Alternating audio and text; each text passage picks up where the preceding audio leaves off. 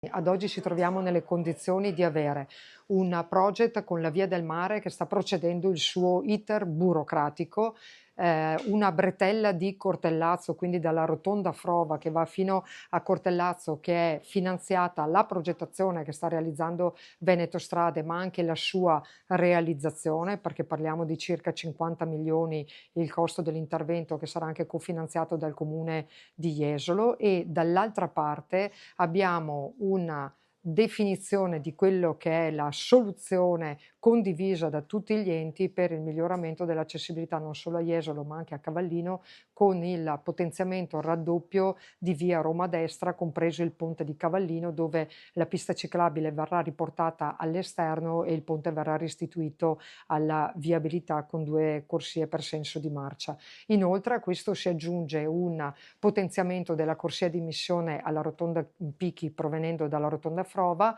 e ad un collegamento della regionale dalla Frova alla Pichi alla SP42 più o meno a metà della regionale. Tutti interventi questi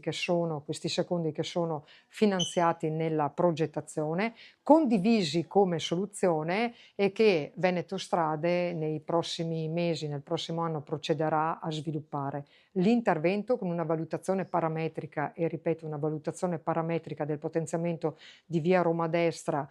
della corsia di incanalamento alla rotonda Picchi e del congiungimento della regionale all'SP42 ha un valore di circa 73 milioni.